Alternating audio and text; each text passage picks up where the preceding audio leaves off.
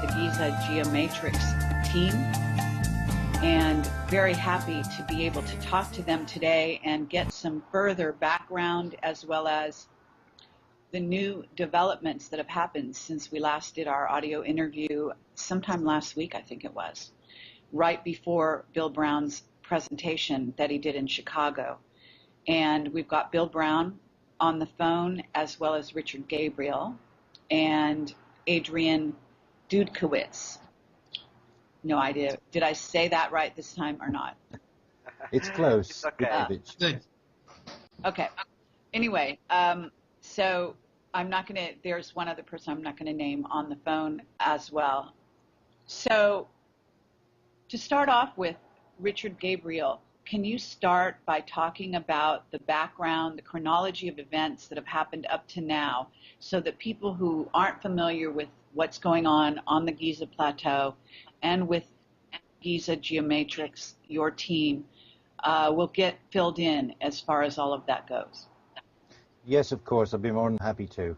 There's probably quite a few listening now who weren't aware of the first interview, so let's run through the sequence of events and what it's all about. I mean, everybody's had such a great interest in the Giza Plateau for so many years. The Hall of Records, the legendary Hall of Records, supposedly below ground, a repository of information left behind by an alleged previous civilization, and so on and so forth. This has been legitimized more and more in recent times as interest has grown seriously in this subject and aspects of it. And not least of all, if I pick up the story, our story, first of all, in the chronology with the work of Bill Brown, and his wife, Lucina Lovis Brown. Bill, through his own background and research, latched on to the fact that there was more to the story than what others had managed to find in the correlation between the star geometries and the layout of the pyramids, temples, and other sacred places on the ground across the planet, in particular at Giza. Cut a long story short, Bill did discover what we are calling, or have named, the Giza Geomatrix blueprint. Essentially, this is the blueprint that was used originally in order to lay out the fields of pyramids and other places on the plateau and elsewhere, and why it was laid out in that way. I'll say it's a story on its own, and that can be chased up on the website in much more detail. But that's the essential background. Bill's geomatrix blueprint required him then to spend considerable time and expense over dozens of trips to Egypt in order to check out the locations on the ground at these star geometries, which we know as constellations, the hot points, that the star point of those constellations indicated on the ground. The more of these hotspots, we call them hotspots, the star locations on the ground that could be verified as being legitimate, the greater it would validate the blueprint itself. And that was the case. So now we sort of put a hold on the story from that thread for a moment. I can bring in now where we come to the fore, Judith and myself. Our story took us to the Giza Plateau really as a sort of lifetime calling to some purpose, some intent on the plateau. We liken it to the analogy of the film's Close Encounters of the Third Kind with Richard Dreyfuss in the film, where he had this sort of pulling, this calling to the Table Mountain before the climax of the film, and he found that when he got there were hundreds of other people that had this strange calling to that place as well, to some sort of purpose. Well, you know, that's about as close as I can describe it. You know, that calling has been there for myself, for Judith, and it's been strengthened by out-of-body experiences within the Great Pyramid, below ground, and other lucid involvements. So we found when we crossed paths with Bill that several of the places that he was seeking to investigate in order to legitimize the geomatrix happened to be places where people had appeared to us, strangers, apparent strangers, and had inadvertently had led us or taken us and shown us below ground and other things in full view of tourists, police, barriers, and so forth. Regardless of those, we were taken below ground and we were shown all these wonderful things, incredible things, as a part of our development process. Just so happens that those places where we were taken and shown happened to be the very hot spots, or some of them, that Bill was trying to validate. And in one of those in particular, and there was the one where the men died in the village, where there was an illegal dig took place. Now the hotspots led to, in Bill's case, to the purchase, or the almost purchase, of a property over a particular hotspot where we had actually stayed next door on our journey to help validate it. And that property purchase was proceeding. As a part of that property purchase, perfectly legitimately, perfectly legally, while Bill was seeking to check the place out, check the foundations out for further work and so on, he managed to get hold of some people locally who had the right equipment to do GPS scanning, and lo and behold, it showed up quite some interesting things below ground. In fact, it showed up tunnels, and showed up gold caches, and others. It showed signs of ancient advanced technology. Of course, that linked us straight back to the legends of the Hall of Records and so forth. Well, it happened that some of the evidence was stolen from Bill on a trip, and details of that particular hotspot were contained in the evidence that was stolen.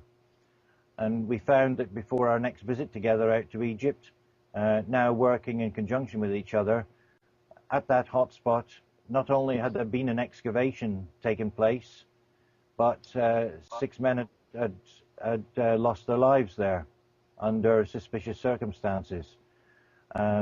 We obviously put two and two together and figured that it was linked to whatever technology was below ground to be found. We know that afterwards there was a cover-up of the whole operation. In fact, there still is to this day. The full details of those deaths and the circumstances surrounding them have never been brought to light. We have pressed to try and get those details revealed. They haven't been forthcoming. And as far as we've been able to piece together, again, the story is on site, and others can go to the site and read the full details. But for the purposes of this sort of summarization, I'll just leave it at that. The fact is that there appeared to be a cover-up on that whole story. Anyway, the purchase of the property in the meantime for Bill was denied at the very 11th hour. Others became involved, it seems, in the background, and the deal was hiked out of his hands, literally as he was at the signing stage to take over the property. You know, he wanted it to live also, to be there at Giza. So we knew that there was likely to be the advanced technology below ground, that from the tunnels that we knew were there had been hiked out of there. We knew that from the background activity that there was another organized group interested in the whole thing, but there was contact also made to Bill, which you can enlarge on, where he was contacted with an attempt to legitimize the background, the backhand business that was going on in the village to the benefit of villagers and all, in order to exploit the brackets Khufu discoveries below ground that the GPR results showed up. You know, we now were fairly sure that we'd latched onto what was possibly Khufu's palace temple below ground.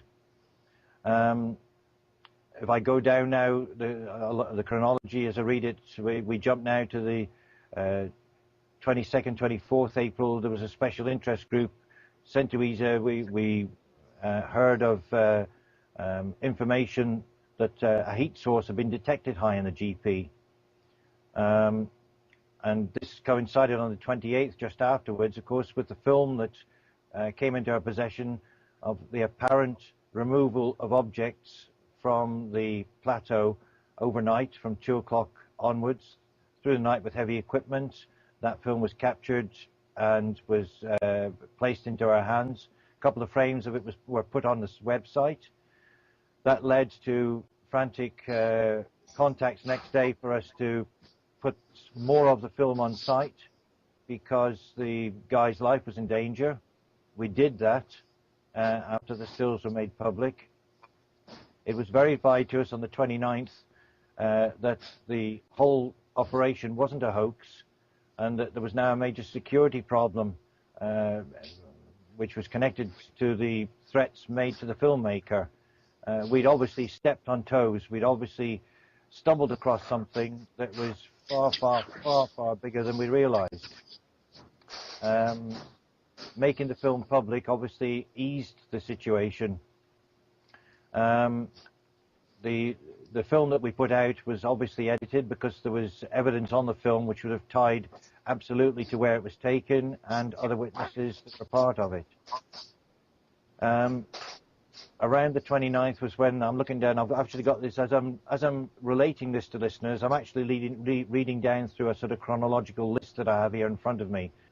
We had verification on the 29th from other sources that the whole thing was not a hoax, that the work that was going on was to remove things from the plateau and quite likely use the tunnel connections which we detected through the GPR results that we had. Also it raised other questions because we were just days away from the open excavations that started to take place at the same time as this sporting event on the plateau, where suddenly the internet was filled with pictures from another source of a 100-foot shaft being opened through 4 levels below ground just to the corner below the front of the Sphinx.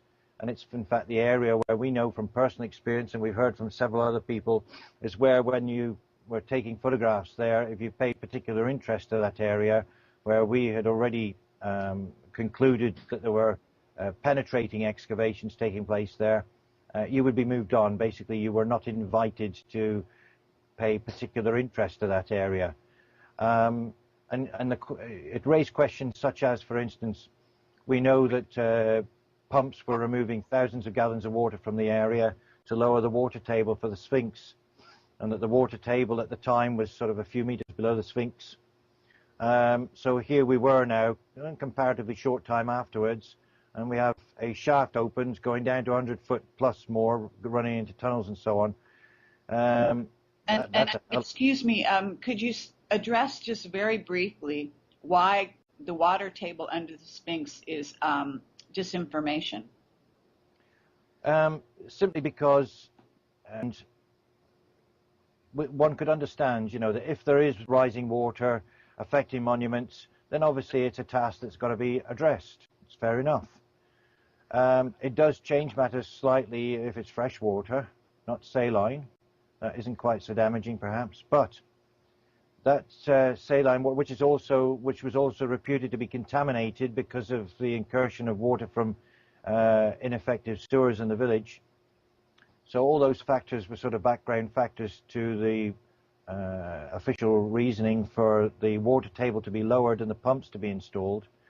There was talk, which we've had verified to our own satisfaction, that there was a great deal of water in the area below ground at a deeper level anyway, and it had always been told to us by our sources, that the water was being pumped from a lake rather than from ground suction. But in any event, if one now turns that and links it to the shaft that's just been uncovered and is being investigated, which now from 1 or 2 sources on the web we're being told that those excavations were announced some time ago. They seem to have gone almost unheeded at the time, if that is the case. But nonetheless, here we are now. This 24-foot shaft, which incidentally we knew about from our own GPR scan returns, was there. It's now been opened, and the information is that that's been penetrated down to 100 foot or more. So you got to sort of do a reality check on this. You've got a water table at sort of 5 meters. Now we're 100 foot or more down below ground, and suddenly the water's disappeared, and people are down at that level, dry working and going deeper. And of course we've got GPR scans showing the tunnels running everywhere. So it does raise questions, doesn't it?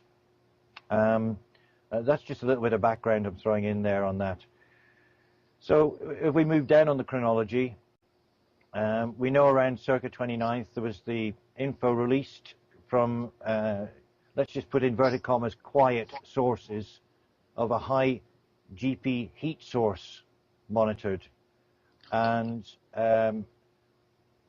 we have to link also this with the fact that at 10 o'clock following the night time of activity, there was what was taken to be an explosion, thought to be underground in the same area where the removal activities were taking place overnight.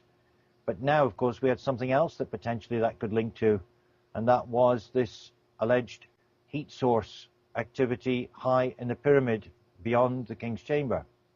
Let me interject here that this information came to Project Camelot from a quiet source who was in contact with a military individual who was relating information because he had heard our first interview with this team, the Giza Geometrics team, and that they also spoke about an entity in that chamber. And they also talked about a couple of different things. One of the things being a shift in the axis of the Earth over a certain number of degrees, and that the chamber itself, even the governments were not able to get into that chamber. Isn't that right, Richard? Yes, indeed. I mean, Richard, yes, I want to say something. Carrie, the information that I have on that was based on what you had said about the possibility of a shift in the Earth's axis. That was part of the astrological research that I've been working to confirm that had happened in the past as well at Giza. And that information that I had received about last year, that the Earth was looking to do at least a 6.5 degree shift in order to bring the alignment of Giza back into alignment with the ecliptic plane. So that information matched information that we did have that you received from your source. Go ahead. Okay, but let me ask you here, because we are getting towards the end of the chronology anyway, so we could sort of verge a bit here. Whether or not there is evidence, though, of a shift thus far, if there really is evidence. I don't know if we have scientific evidence that such a shift has happened. I have asked some people that work specifically to look at the movement of celestial bodies placement before April 1st and after May 1st. And the word that we have is that there appears to be some kind of a change, but I don't have the physical evidence. But that's something that we will post with you and on our website, and I hope to have that within this week. But they have indicated that something did happen. Okay, that's very interesting. So we need to follow that up. All right. So Richard, if you want to continue, I do urge everyone to go to my blog on projectcamelotproductions.com and read the actual communiques from this secret source, because there's very excellent information in there, and it does validate also the information given by the Giza Geometrics team here. Okay, go ahead, Richard. Okay, yes. Okay, I mean, I'm going to bring in something else slightly here, which has a direct bearing as well. It's a bit of a personal validation, because when Judith and I in previous years were in the pyramid, in the GP, doing our own thing, I had assisted by Judith, we worked together on this. I had a particularly powerful lucid experience in the King's Chamber. This is the day before we did the entombment experiment.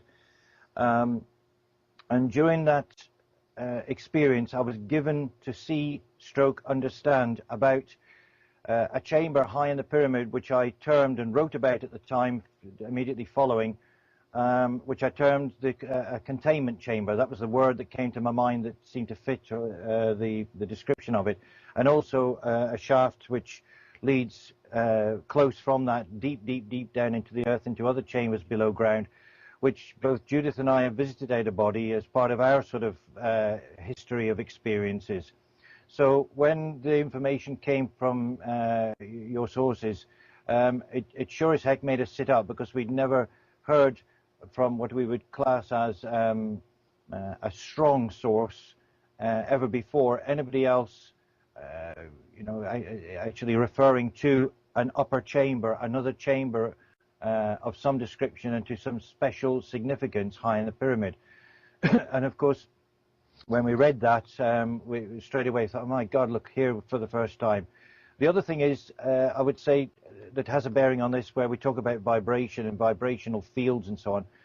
I mean, we do go along with that personally ourselves, because it has also been given to us to understand that, where it has been said in legend that only certain people will be able to enter or go beyond certain levels of vibration, we understand that those who may have been behind such technology, if such exists, then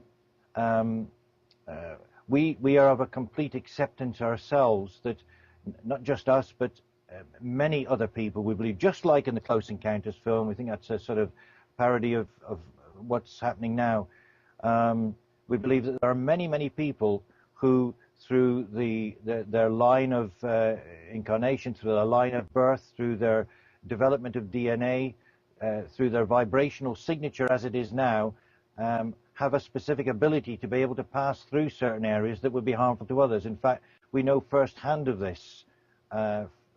We've gathered stories along the way that have been quite innocently told to us, going back to when those whom we talked to were children on the Giza Plateau, when nothing else was there, when building was only starting there, who told of things that happened to people who went into areas below ground and beyond certain levels that they knew of as children and were able to access as children, but they knew that there was big danger when they went beyond those certain levels, because there was some sort of vibrational influence that disorientated them, harmed them, or worse. And stories such as that were told to us by more than one person, and gave a direct validation one to the other in the process. So yes, I mean, when you mentioned about vibration and so on, I mean, that came to mind immediately. So I mean, if we go down just to the end of the chronology really to date, we figure that if there was advanced technology down below there, as we feel, then it's likely that the operation overnight was tied to that. In fact, we have evidence that for ourselves that a special interest group, as your evidence gave, actually came from a foreign place, another country, to Giza, to coincide with those activities. That's another thing that ties into it all. And we have from yet another source ourselves that whatever was removed during that operation was tracked and followed to a secure area elsewhere in Egypt. We are aware of that place, but we're not going to say it here and now, although it may have been said before. But suffice to say that that's what our information is given to us. Are you saying that you think that some of the stuff that has been removed has been moved to a certain place? Yes, been moved to a secure place, a secure, very secure place in Egypt. Interesting. Okay. That might be worth pursuing as well, in terms of the symbolism behind the selected place. Or whether or not it's just a temporary stopping point, I don't know. We were also approached, or we were given advice that another organized group were connected with the story and were interested in the advanced technology, and they weren't happy with the attention that we were drawing to it. But they wanted to be the first, otherwise they wanted to be the first to get their hands on any gold and stuff and other valuable stuff that was coming out of the ground, or likely to come out of the ground, that we had captured ourselves, even if they did know about it themselves beforehand. They said that if we would involve ourselves to help them, that we would be given their protection, which was rather interesting. Okay, but you refused, I take it? Absolutely. You see, because I mean, I have to say, they said, I know Bill is going to come in on this for certain. You see, Kerry, you know, on the one hand, I mean, we're following our own exploration path to fulfill whatever it is we are in this birth plan to fulfill. Judith and I, that is what we have followed. It is our lifetime following, our calling. And I know it's the same with Bill and Lucy. But as a part of that calling, we've come to understand the system in Egypt, which I know you're fully aware of yourself. And we know that it's a sort of ingrained system now where you've got sort of hapless villagers at the bottom of the pile who sort of scratch what they can from the ground. It goes into a sort of, you know, as long as everybody plays ball, then nothing happens. You know, strictly speaking, if things are taken from the ground or found, it's illegal. You can't do it. But legal is an interpretation, and it has another interpretation, obviously, if everybody's happy and everybody benefits from it. But just like a product being grown by natives in a country in the world, which then fetches a huge price in a developed market on the other side of the world, so it is in this case. You get the villagers who are scratching a living, who are dealing with you know, their infrastructure needing upgrading and so on, and they're scratching a living, hoping for better. And you know, we're on their side, and we would love to be able to somehow break the impasse so that there is some legitimacy brought to this, and at the same time, hopefully bringing out anything that is to be found below ground, be it ancient technology or other wonders and knowledgeable benefits. You know, we want everybody to benefit from it, and you know, if our heart's desire is found, it would be to see that happen. We know that there's plenty of people in the world who are interested in this. We had over 200,000 hits on the sites in a short time afterwards when all this was put out. You know, we're not there to stir things up. We're there, you know, we've splashed ourselves into the middle of it, right into the middle of it, and you know, we're looking to see good come out of it, not bad. Right. Okay. So from this point, why don't we go to Bill Brown and have him talk about what he mentioned, what he brought forth on his presentation a few days ago, last weekend, I guess it was. I'm not sure the exact date. I think it was May 9th. So we're several days beyond that. But Bill, can you reveal what it is that you revealed there and that hadn't already been talked about, and then where that leads? Okay, thank you. Yes, I did go on in public, make a public statement here in Chicago on May the 9th, in which we did show people that what we were discovering in Egypt was that there was definite evidence of a pre-dynastic Egypt. It certainly goes back beyond the time frame associated with what Egyptologists talk about today. So we were able to kind of show that definitely more than one civilization existed prior to who we are now, and that we were, in fact, running across direct evidence, buried evidence, that was actually proving that that was very true. What has happened since that meeting is the fact that I was informed that more than 3 governments in the world were involved with this, not just Egypt, and that we were dealing with something much higher and more involved than we had anticipated just to be a black market situation. So what we were able to define was that this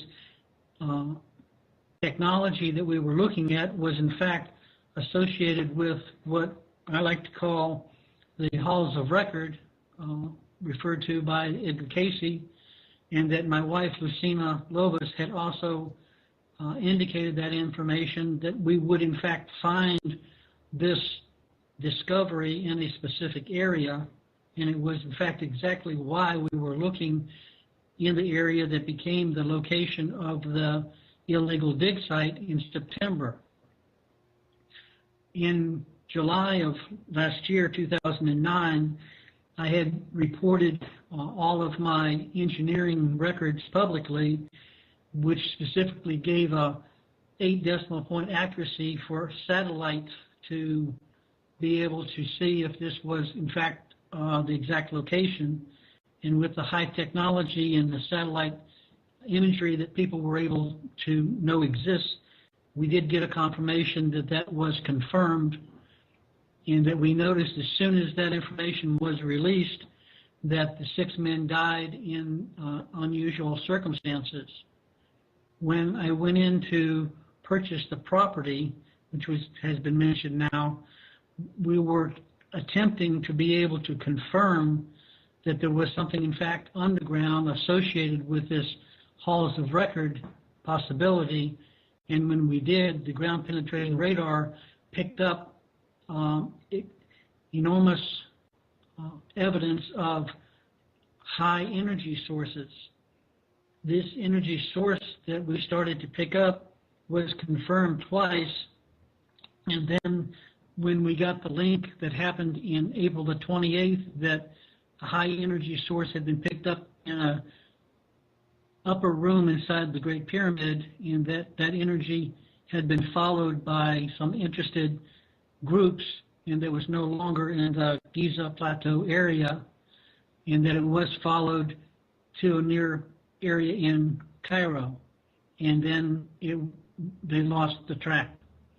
So that was basically the information that we were able to put out publicly, that there is a very interested, high-level groups interested in this evidence that we've been presenting, and that we are being monitored, and that we would like to just understand that we, as an individual and as a spiritual growth that we're on, do have very high intuitive and other capabilities, and that we believe that we may be even used by some of these people to help track other items in which we know do exist.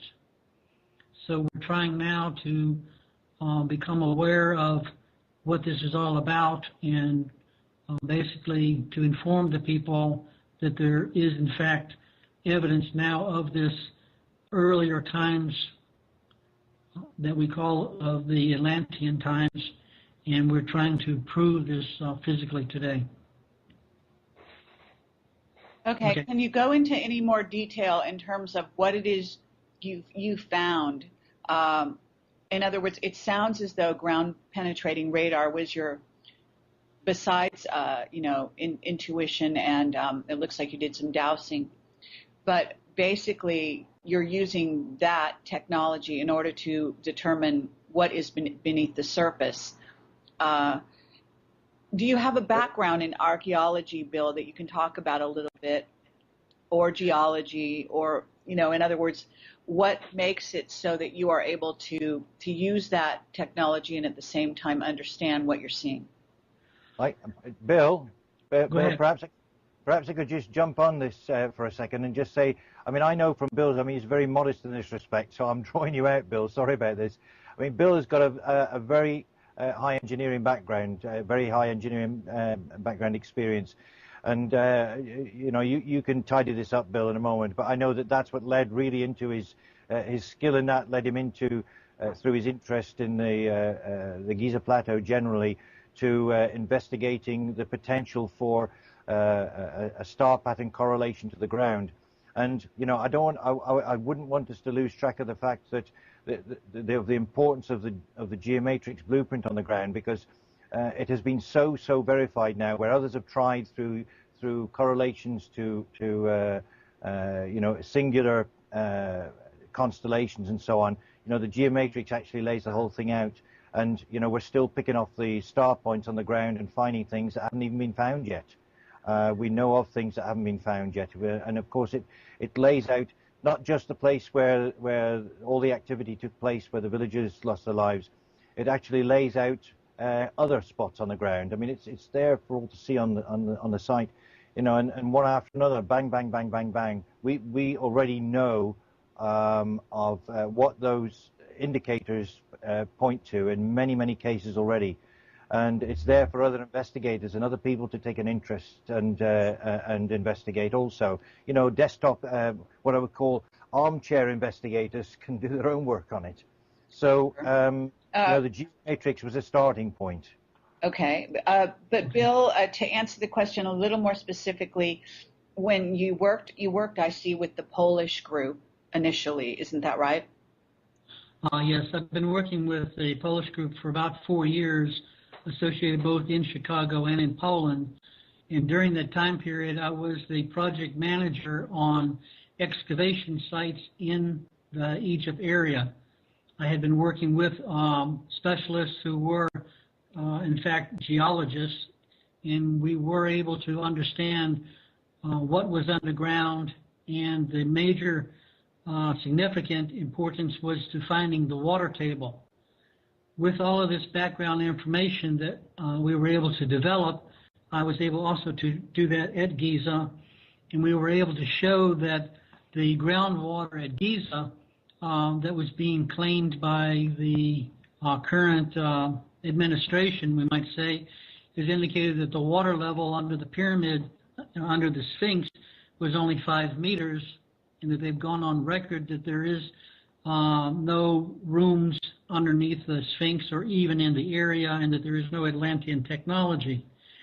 When we were able to use the ground penetrating radar testing, which is a very highly sophisticated brand new technology that actually shows underground imagery in 3-dimensional, we were able to find some specific voids underneath the ground in the same area associated with the illegal dig site that was connected with the exact area that ends up right now on the April 28th movie. We were able to see that 20 meters underground that there was no water, that this type of technology verifies that even if there is water, it tells you it's water, how deep it is, and what's inside the water. We started finding huge underground rooms that were empty, and in one particular case, we found something of great importance in an empty room.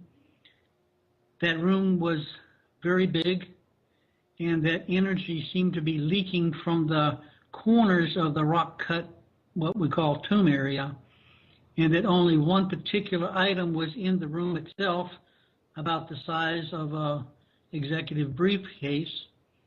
And with the technology that we were using, it was able to tell us exactly the type of material that was found, and specifically that it was a wooden box, and within the wooden box the elements of gold were picked up, and within that box was also a large, huge energy source emission. Because we were unable to... That's actually very stunning. In fact, I think that that's the most coherent statement that I've heard so far in terms of what you guys have discovered that is obviously something that the powers that be are aware of but don't want out there. The location of where we found it was adjacent to where the illegal dig took place in the village in September. So it's part of the Khufu temple complex underground? That's correct, according to all the information. And if you even look at Dr. Hawas's books, he has even drawn the entire Khufu palace complex under that area location. And during my investigation over the last 5 months, I was actually taken underground in some of the tunnel networks that actually showed me that does exist. So okay, when we found... Okay, I'm sorry to interrupt you here, but I'm trying to make the correlations. What we have are statements that there is nothing under the Sphinx, but this area is some distance from the Sphinx. Are you saying that this area, using your ground penetrating radar, you were able to determine that this area extends to under the Sphinx? Well, that's correct. In the ground penetrating radar, we were able to pick up a huge underground tunnel network that was confirmed. And based on the other information that's come out over the last 20 years, where other ground penetrating radar had confirmed in 1992 the location of another tunnel complex, underground tunnel in the same area, that those two tunnels actually do connect. And those tunnels were a part of the April 28th excavation that we now have a shaft 10 meters or 100 feet in the ground, whatever it is, so that all of it was totally connected by a system of tunnels, and that this does go into the temple complex. But how far is this this box or energy device that you discovered? How far from the area of, in other words, is that energy device right below where the 6 men were murdered, or is this? Okay, it was adjacent. It was probably about, maybe I would say 50 meters from where their entrance to the underground tombs that they entered. They entered 2 underground tombs that have been shown by the Egyptian authority, but based on our investigation, we know that there were 3 underground tombs, and that 3rd underground tomb is adjacent to the area that we did our ground penetrating radar, and that it was only 10 meters under the ground. Okay, but I'm assuming you're linking the death of the 6 men with the discovery of this box. I'm linking the location of the death of the men to the location of the box. Whether it was because of the incident that did happen, we feel that it could be involved, but we can't say that they were directly linked. However, we do believe that they may have found this source and hidden it somewhere, and that it may have been the result of why they did disappear. It just leaves a whole bunch of questions. I mean, that's really where we're at. It leaves a lot of questions, that's all. That's fascinating. So where are you going with this now? I mean, have you told us everything that you told the people on May 9th, or was there more to this story? That's pretty much what we've told everybody publicly right now. What we have not told anybody publicly is that we know that because of what we have discovered, and that other contacts that I've been in contact with, that there is at least 10 of these items that are available, and that archaeology in Egypt is going to probably, most likely, if allowed publicly access, will discover more of these type items, which is where we're going, is to prove that a pre-existent civilization did exist. That's why what we're doing, Okay. And also, I would say, and also the fact that it would be nice along the way to validate the fact that people of that time facing catastrophe did in fact lay down a repository of containing the total of their knowledge, as we would now, as we're doing now. I believe across the world at the moment we're laying down repositories of seeds and DNA and God knows what. And you know, that's what to be expected. And if the Hall of Records represents that from a previous time, pre-catastrophe, then it would be nice along the way from all of this for that to be validated, found, and the benefit of that realized to the world. We've got a chamber on top of this, the Great Pyramid, that has in some way been activated itself by the presence of a heat signature that the military picked up twice, apparently, so that twice this visitation happened, that the military person that wrote to us referred to an entity. I myself did a remote viewing and saw that entity to be what we know of as Thoth, and he was dressed in gold, had a headdress, and was wearing like the ibis costume, if you will, but that he was a very real being, and that is what I saw. Now, if there is a device in there, we're also talking about this energy source, whatever you want to call it, that you discovered in this particular place, and you're saying there are 10 other places around the Giza Plateau or around Egypt? Around Egypt that we know. Okay. And other than when you said you looked into the container, you said that you saw gold And was there something else, some other, in other words, was there crystal in there? Okay. When we were able to look into the wooden box, it indicated that there was 2 gold foil separated 1/2 inch by a brilliant white light or a crystalline structure. Okay. So, and that's quite possible. Crystals do contain knowledge. They are able to contain knowledge. I'm not sure that, I mean, certainly in present day, we're not that familiar with how to do that with crystals, but I do know that they are capable of holding great amounts of knowledge and information. So it's quite possible, as you say, that, as Richard is mentioning, that the Hall of Records may indeed be contained holographically within these crystals. Well, I would like to add one thing to that, that the gold foil appeared to have some kind of images written on it, and so we believe that this may be the type of tablet or written information that needs to be accessed.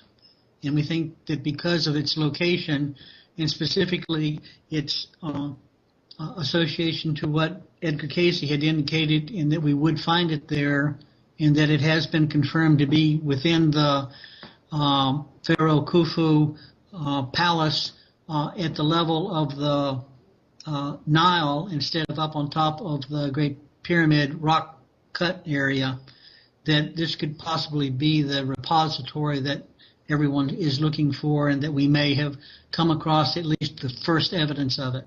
Okay, but this also goes over to the pause of the Sphinx, because we have this new dig that has been established right in that area, haven't we? That's correct, and according to the information that we have, that about 10 meters down, we believe that the area had been flooded by the Nile during a long period of time, and that there's about 10 meters of sand covering the first or the lid or the top of a temple complex, and that temple complex is about 10 meters high, and that below that is another complex about 10 meters. And this information is what we're actually working to recover right now. And of course, this is the evidence that has been associated with something called the labyrinth, which we believe is completely all over Egypt in many places. Right. Very interesting. Okay, so go ahead, Richard. You have something to say? Yeah, thank you. I just throw in a little aside, if I may. When you mentioned crystal and crystal stone a moment ago, I would say to you in first person singular with regards to our own experience, we would say that we know of Tuaoi stone that is in one of the chambers that we've been to and been in below ground at the GP itself. As I say, I'm saying that singular to ourselves, but I'm just throwing that in. That's what we've seen there, and has a part in the purpose of energy manipulation in this whole thing. Okay. Also, Richard, one thing else I'd like to mention was the fact that in the area where we did find this GPR item, that in the exact same area a large shaft had been dug and that had been entered about 7 meters down, and that they had encountered a very large stone room but was afraid to go in, and that they covered the shaft back up. When we were doing the ground penetrating radar in that area, that we were aware that someone had already dug a large shaft about 8 meters underground, and that they had encountered a very large stone wall that seemed to be not a good sign for them, and they covered the shaft back up. When we went into the same area where they had dug the shaft, our computers were unable to pick up any readings, and that they were in fact shut down or shut off, which had happened to us on other dig sites or other excavation GPR encounters. that we had found that there was a high, enormous energy source that did shut down the computers, and we found out that in those particular cases, even the men that were doing the ground penetrating radar were sick for about 2 weeks afterwards. Oh, wow. So we decided that we didn't want to become a statistics in that way, and we just left the little black on the screen and went away. Are you saying, I mean, I'm a little confused in that they encountered a wall, but are you saying that behind the wall was this device that you had also located in the box? This was there were two rooms. The first room that we encountered the box in, we were able to get the transmission. Oh. However, when, about maybe 15 or 20 meters away from that, we were into another area. We had to move our equipment because our equipment would only pick up a 20 square meter area. And we went into the next area where this other energy source that was shutting down the machinery, we were unable to define what was there. However, the other GPR had indicated that there was a room there, but we were unable to see what was in the room. Okay, very, very interesting. Okay, have you since, for example, tried to remote view that? Yes, we have people that have done that, and they have indicated an entrance doorway that went straight into the underground complex of the Great Pyramid. But that the entrance was blocked. Pardon? And now we're back again to vibrational shields. Okay. Let's talk a little bit about that, because my source that was writing to us was referring to that as well. Pete, I mean, it takes us back. I mean, it's something that I've believed right from the start. It ties into this intonement thing, you know, being able to set the whole pyramid off. I mean, it's documented without necessarily going over it again. That you know, that has been achieved already. We've got validation for that the effect is legitimate. That the GP can be affected, sound affected, to act in a certain way, creating harmonic vibrations which exponentially increase as they continue. And this whole thing about vibration leads us to the underground areas, and the legend, as it would have it, that only those who are able to can go beyond certain areas without becoming ill, because at a molecular vibrational level they can't sustain the energy that has been generated or implanted or imbued in that area. We noticed that in the HC2, in the so-called Cave of the Birds, you know, and we put that out in our writings that, you know, we as a genuine warning, you know, that if those go in there who aren't supposed to be there, who aren't meant to be there, then they do risk self-harm. Right, I understand. There is also the digging where they said that they were stopping digging because, and this wasn't this close to the Sphinx because of the same problem. Yeah, I'd like to say one thing on that. That's correct, that they are digging. It's about 100 feet or maybe 10 meters in front of, due east of the Sphinx. When I went down into a couple of these areas underground, I experienced very difficult chest pains in which I thought I was having a heart attack. And I am sensitive to some energies, and that I could not be in that area for a very long time. And we think that this is the type of high advanced technology that is shielding these areas and protecting these areas from people who are not, I guess, according to legend, are not permitted to enter, and that it will take a much higher level vibration to enter these. And I think this is a safeguard, and I think it's simply why they had to stop, because they simply couldn't go any further. And that they are looking for people like Richard and yourself and me, possibly, that may have the ability to be able to sustain or walk through that type of an energy shield. Okay, and I see here that they talked about what they called a sand trap, and that they had decided to stop digging rather than trigger the actual device or whatever the protective measures are. And it sounds like you were encountering something similar as well. Can I say something about the sand trap? Sure.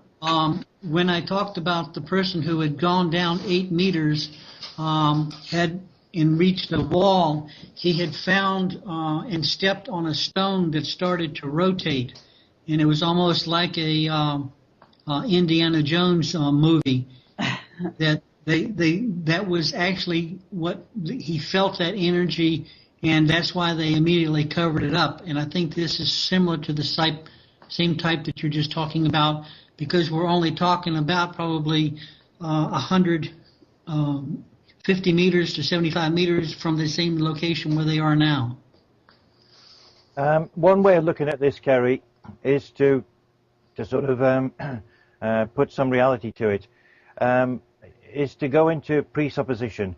If we presuppose that there were those of a civilization that were of us, but of an earlier time, who simply developed their own technologies that were highly advanced in their own way, didn't conflict with ours, but they simply went down different lines of technology that went into earth energies, what we call today scalar energy, and other energies, where we today are hydroelectric and so forth, nuclear. Those people who were able to manipulate those energies at that time, or the scientists of their day, shall we say, and they were able to operate and function on levels which we now are finally breaking out of the nonsense that we're talking sort of mumbo jumbo of the hereafter and all the rest of it. That now people at least are starting to accept an understanding of dimensions beyond quantum, other levels, dimensions of existence. And these people back then understood all this. They worked with all this. This is the presupposition. Sure. And if so, when they laid down their repository, don't you think for one moment with such understandings that they didn't roll the probabilities forward and understand what may or may not happen in the future when this technology might be useful to us in the current cosmic climate? And that in that knowledge, they would have built in safeguards so that those of let's say it as it is, of a lower vibration, even if they managed to access, couldn't get in. You know, and that's where we sort of step forward. This perhaps is the answer to our calling. And I'm not singling us out. I definitely am not just singling us out, because I truly, truly believe that just like in the Close Encounters film, there are lots and lots of people out there who are in their own way and at their own level and at their own speed are also following this calling, being drawn to this function. These energy barriers that are in place, they are preventing people from getting into the central core of it all, and that those barriers will only be crossed by those who are able to cross without coming to serious harm. Okay, yes, and I understand what you're saying, and this has been true of the excavations at Egypt for as long as we can remember and have heard about, certainly in the lore as well. What I want to talk about a little bit here now is actually the notion behind what you guys are calling the Giza geomatrix and the use of it, in other words, as part of a way to activate what you consider to be a protective device for the planet going through this time in this part of space at this time. So who among you wants to talk about that? Do you want me to give you a lead into this, Bill? Well, go ahead and start. Okie dokie. Well, okay then. We'll pick up where we left off. We know the geomatrix blueprint does show how everything was laid out. We also know from studies that have been done over decades that the important sites in Egypt and in other countries all can be traced out to show a geometric grid pattern, very precise geometric grid pattern around and across the earth.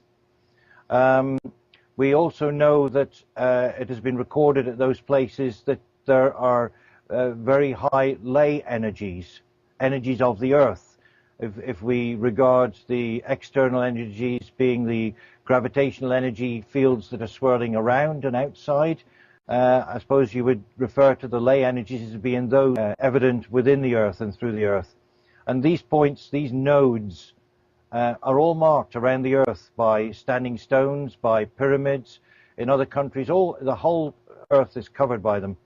And legend would have it, of course, that these nodes, as a part of the geomatrix plan, were determined and laid out so that if activated, in other words, if an energy boost could be given to these sites, then it would have an external effect upon the vibrational balances of the energies of the Earth.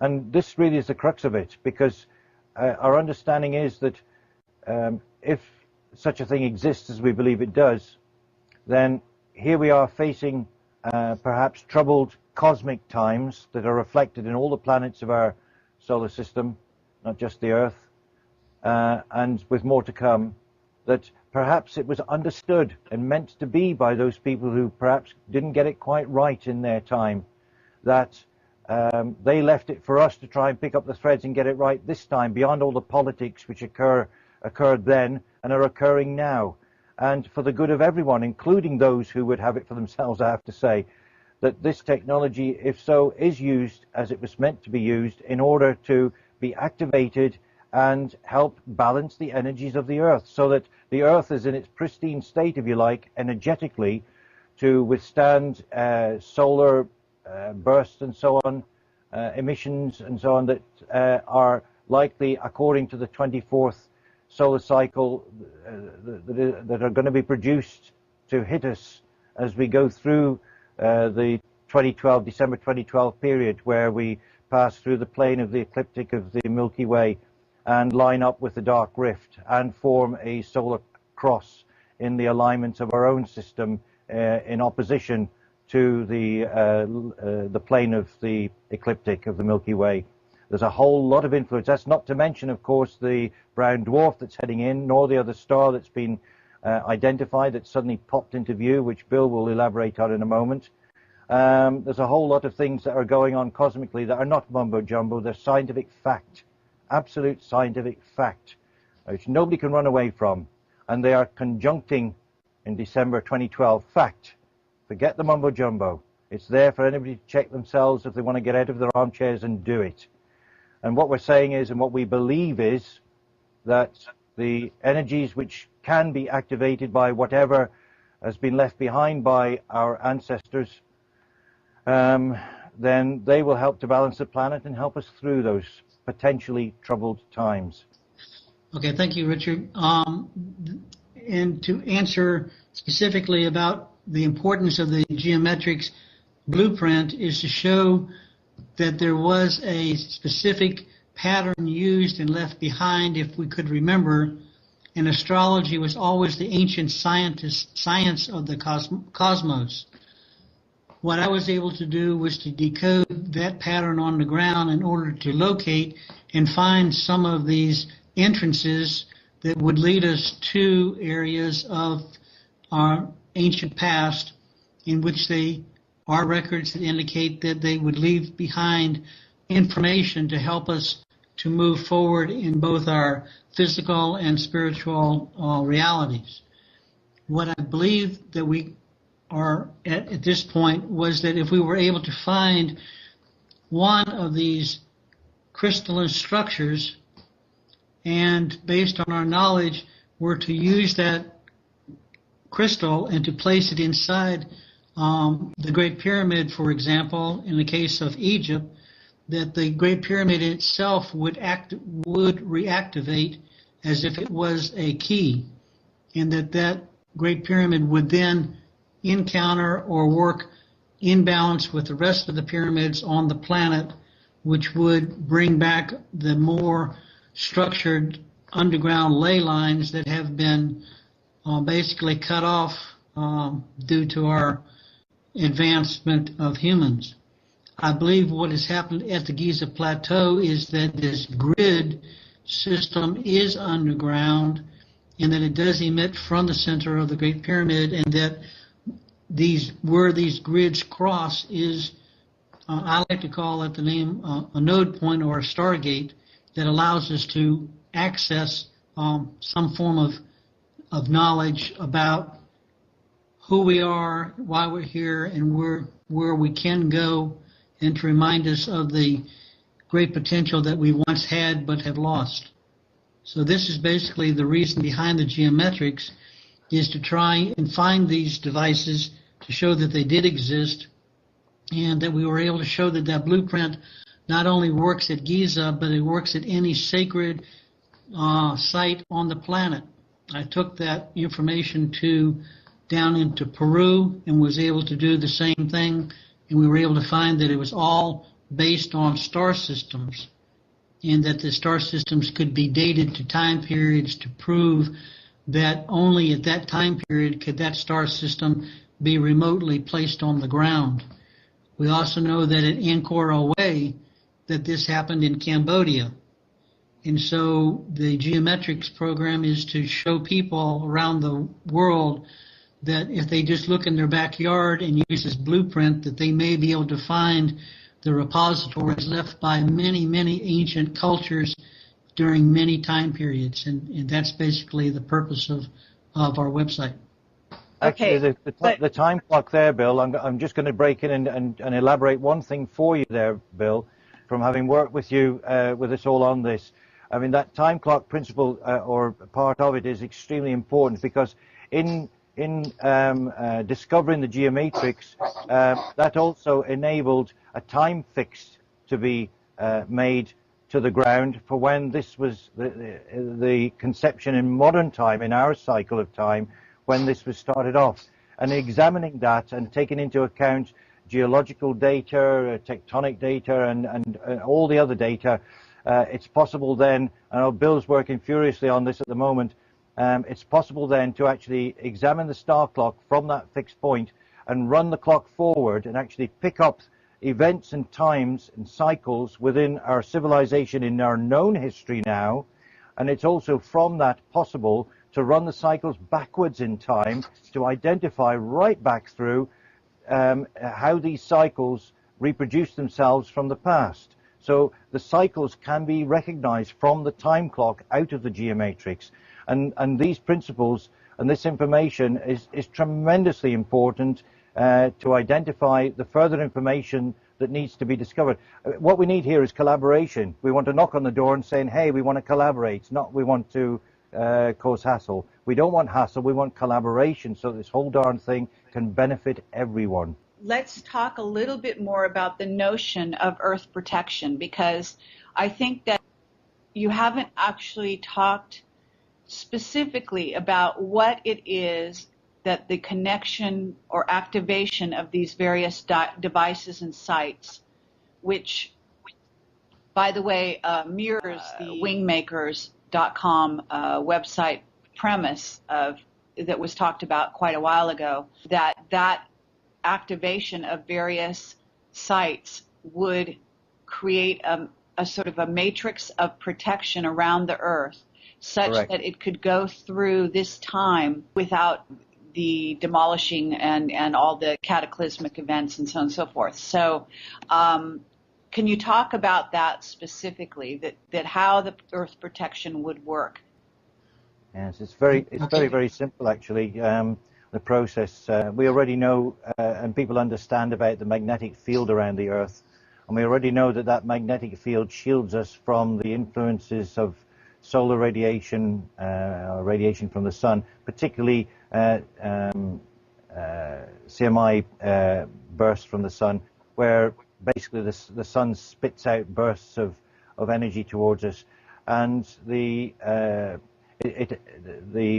field of energy, gravitational energy around the Earth forms a buffer shield basically, and it produces the northern lights, aurora borealis, the displays that we see on the ground. And we know that there are a couple of holes in the ozone layer already, that it isn't in its best condition. We understand that scalar technology are in the form of HAARP, HAARP technology in the States, based in Alaska and other places, that the rumor mills are rife with stories that this is being used and tested and is actually enhancing the disruption to our atmosphere by actually helping to trigger earthquakes and other weather patterns on the planet. And there are plenty of websites that present that evidence. And we believe that possibly that could be attempts to refine it in order to try and help close or rebalance the magnetosphere and the energy, the gravitational energy around the Earth. If the pyramids and the pattern around the Earth can be activated, can be triggered from its central point at the GP, then our belief is that the energies that are produced from that at an unseen level, at a gravitational level surrounding the planet, will actually help to basically balance the pathways of energy, the pathways of gravitational energy around the planet, reaching right on up to our outermost shell of protection against such outbursts from the sun in particular. And I mean, that's it in a nutshell, although I would hope Bill could enlarge on it a bit. Yeah, Richard, one of the things that was channeled by my wife Lucina over 10 years ago, and why I have been doing all the work that I've been doing in Egypt, was based on the fact that a crystalline device was hidden from mankind, in that it would be, in the case that Lucy had indicated, was hidden within the body and the mummy of the great of the Pharaoh of Khufu. And they indicated, according to that information, that if that crystalline structure was placed within the Great Pyramid, that the Great Pyramid would in itself be the trigger that would connect to all known and unknown pyramids on the planet, and that would connect the grid system and create the electromagnetic canopy that was at one time surrounding our planet.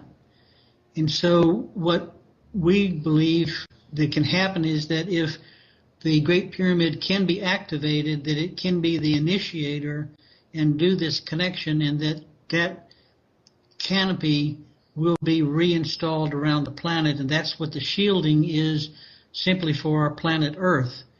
But I believe that it goes and extends beyond just the planet Earth, that it's more on a cosmic level, and that it protects and works with the entire cosmos, and that the cosmos energy is the energy that supplements protecting the entire solar system and other planets. That's a bit better, a little more information in terms of the possibilities there.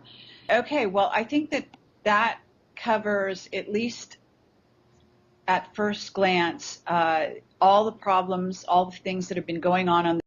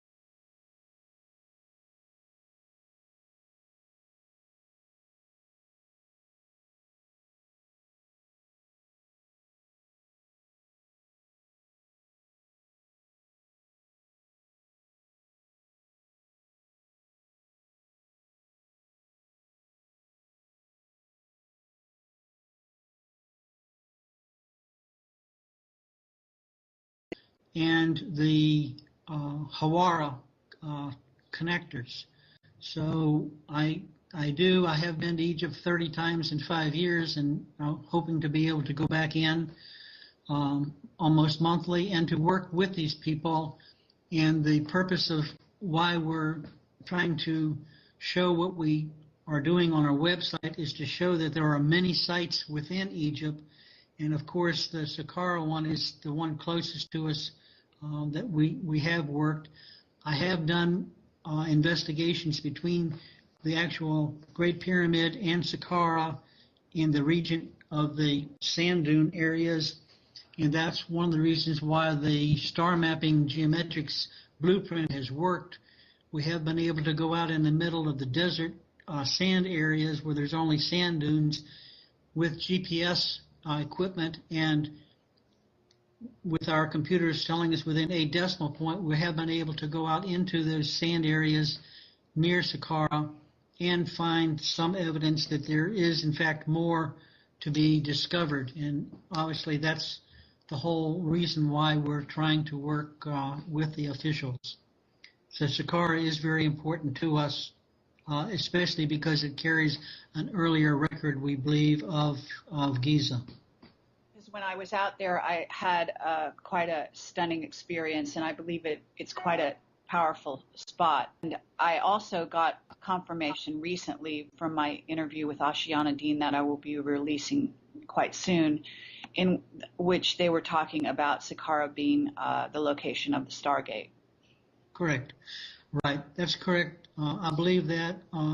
What we hope to be able to do is to be able to work in collaboration with these type of people to kind of support those activities and to also raise the funding to be able to support them.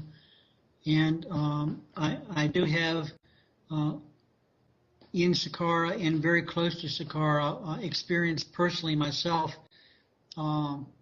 during meditative areas, been able to feel and sense those, and I do believe they are there, and that it's up to us really and truly at the vibrational level that we're moving to through these experiences to actually activate those and reopen them. And that is what I believe is the energy that if we're able to activate those ancient stargates like that all over the world, that vibration will drive out and close the other stargates of minor importance. I guess if there is anything else that either of you think needs to be added here to to what we've presented here so far, please go right ahead. I just throw in just a little aside to what you were saying earlier about further purpose to an activation of the pyramids, of the pyramid grid, and that is to do a bit of a reality check. I mean, there's still people out there who are sort of pondering this or just waking up to it. It does require a paradigm shift, because we've got centuries and centuries since the last time that this cycle passed through something like this, where those in charge have conditioned humankind to be dead to this. And the reality check tells us that even within the last couple of years, 2, 3, 4, 5 years, but certainly as recent as the last couple of years, people's minds across the planet are opening up to discussions of these kind, where it would have been heresy at best. You'd have been a naughty person to talk about things like this. And we're saying the same thing about, to take it just that little step further. We take the reality check back to examine the whole question of ETs. And science now tells us in our faces, the astronomy tells us in our faces, that it is naive in the absolute extreme to presuppose that in the millions of other potential duplications of Earth or something similar out in the universe, that within them that life couldn't exist. And that's just a sort of overview statement. Our understanding is, according to legend, that, hey, there are lots of different shades of ET, just as there are lots of different shades of humankind on planet Earth. There are different types, variations on the theme out there in space, and in a time outside of our little bubble of comfort of history that we've been conditioned to accept and nothing beyond.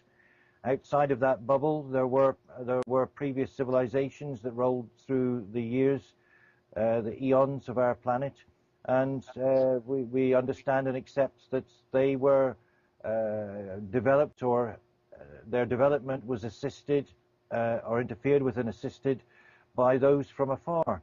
And they undoubtedly had their politics just the same as we did, just the same as in Atlantean times. It was as it is now, so we need to calm down and normalize this a little bit. Of course there are ETs, of course there's been collaboration, and now the evidence is coming forth from the Dulce files and other sources, collaboration that has taken place for some time. And hey, that's fine, that's okay. It's just that we all need to wake up to this. Absolutely. Okay. Thank you all for coming forward and in regard to all of this, and perhaps you can talk about next steps. Bill, did you want to address that? Yes, thank you. I was going to talk about the next step. Thank you. We can say that basically all the information that we have been able to put together, both publicly and non-publicly, that the public can look for the date of September the 23rd, 2010. It's not only a full moon and the autumn equinox, it's a very, very important Stargate timing for the Great Pyramid, and that we believe that what we are involved with right now has to do with that particular date, and that the public can be seeing some new developments in the Giza area relating to that, as well as the heat source that was just recently picked up, that we may be seeing a lot more of that type of activity between now and then, but that is the date that we have, and I have personally been directed to be able to tell publicly we can look to the heavens as an important date for this time period for our own evolution. Thank you all, and we will stay tuned for what is coming next in terms of various discoveries that you may be making, and also the developments in terms of what goes on at the Giza Plateau and around Egypt from this point forward. That's a final comment. I hear what you're saying on this, and if we have found ourselves to have sort of jumped in as a result of the geomatrix and our pathways into the middle of it all, and we're causing a splash, but we're nonetheless pawns in the passage of the whole thing, trying to do our best. In that naivety, I hope also that it will be realized by the powers that be and anybody else who's listening in who might have an influence, that what we're doing needn't necessarily be to a disruptive result. We're actually trying to do something that in a collaborative way we can add to, we can actually help with and bring good to a lot of people from. And we hope that that we don't encounter any discrimination as a result of our pathway. We're only following our calling, and we'll continue to do so. And we hope to God that we get help. We need monetary help. We need spiritual help, and the thoughts and wishes of everybody to speed us along on their behalf. We hope we get it all. I want to thank all of you for your courage in coming forward, for sharing this information, for spending your many diligent hours investigating all of this. And I want to thank Adrian as well for his technical help to your group, and wonderful presentations that you've got. I encourage everyone to go to gizamap.com. And then there's also richardgabriel.info. That is also an excellent resource for information regarding all of this that we're talking about here. Okay, wonderful. All right, thank you very much, you guys, and take care, and let's see what happens and what transpires now out of the future. Thank you, Kerry, for your time. Okay, and this is Kerry Cassidy, Project Camelot, ProjectCamelotProductions.com and ProjectCamelotPortal.com. Please visit our website for more information as well, and do support this cause if you are able to. I believe that they will have a donation button on their site. If it's not already installed, it will be, and we appreciate any help as well. So thank you very much. Had such a great interest in the Giza Plateau for so many years. The Hall of Records, the legendary Hall of Records, supposedly below ground, a repository of information left behind by and alleged previous civilization and so on and so forth. This has been legitimized more and more in recent times as interest has grown seriously in this subject and aspects of it. And not least of all, if I pick up the story, our story, first of all, in the chronology with the work of Bill Brown, and his wife, Lucina Lovis Brown. Bill, through his own background and research, latched on to the fact that there was more to the story than what others had managed to find in the correlation between the star geometries and the layout of the pyramids, temples, and other sacred places on the ground across the planet, in particular at Giza. Cut a long story short, Bill did discover what we're calling, or have named, the Giza Geomatrix blueprint. Essentially, this is the blueprint that was used originally in order to lay out the fields of pyramids and other places on the plateau and elsewhere, and why it was laid out in that way. Let's say it's a story on its own, and that can be chased up on the website in much more detail. But that's the essential background. Bill's geomatrix blueprint required him then to spend considerable time and expense over dozens of trips to Egypt in order to check out the locations on the ground at these star geometries, which we know as constellations, the hot points, that the star point of those constellations indicated on the ground. The more of these hotspots, we call them hotspots, the star locations on the ground that could be verified as being legitimate, the greater it would validate the blueprint itself.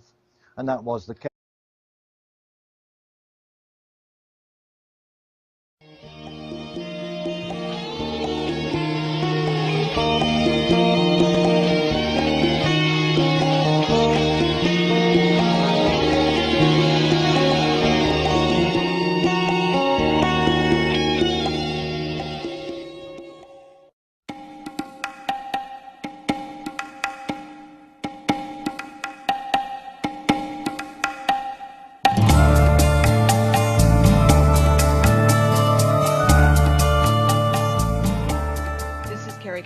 From Project Camelot, and I am here with the Giza Geomatrix team, and very happy to be able to talk to them today and get some further background, as well as the new developments that have happened since we last did our audio interview sometime last week, I think it was, right before Bill Brown's presentation that he did in Chicago.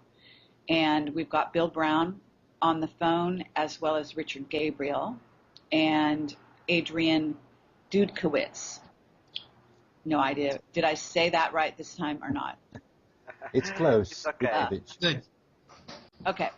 Anyway, so I'm not going to, there's one other person I'm not going to name on the phone as well. So to start off with, Richard Gabriel, can you start by talking about the background, the chronology of events that have happened up to now, so that people who aren't familiar with what's going on the Giza Plateau and with Giza Geomatrix, your team, will get filled in as far as all of that goes? Yes, of course. I'd be more than happy to. There's probably quite a few listening now who weren't aware of the first interview, so let's run through the sequence of events and what it's all about. I mean, everybody's had those details revealed. They haven't been forthcoming. And as far as we've been able to piece together, again, the story is on site, and others can go to the site and read the full details. But for the purposes of this sort of summarization, I'll just leave it at that. The fact is that there appeared to be a cover-up on that whole story. Anyway, the purchase of the property in the meantime for Bill was denied at the very 11th hour. Others became involved, it seems, in the background, and the deal was hiked out of his hands, literally as he was at the signing stage to take over the property. You know, he wanted it to live also, to be there at Giza. So we knew that there was likely to be the advanced technology below ground, that from the tunnels that we knew were there had been hiked out of there. We knew that from the background activity that there was another organized group interested in the whole thing, and but there was contact also made to Bill, which you can enlarge on, where he was contacted with an attempt to legitimize the background, the backhand business that was going on in the village to the benefit of villagers and all, in order to exploit the brackets Khufu discoveries below ground that the GPR results showed up. You know, we now were fairly sure that we'd latched onto what was possibly Khufu's palace temple below ground. If I go down now, the chronology as I read it, we jump now to the 22nd, 24th April. There was a special interest group sent to ESA. We heard of information that a heat source had been detected high in the GP. And this coincided on the 28th, just afterwards, of course, with the film that the purchase, or the almost purchase of a property over a particular hotspot where we had actually stayed next door on our journey to help validate it. And that property purchase was proceeding.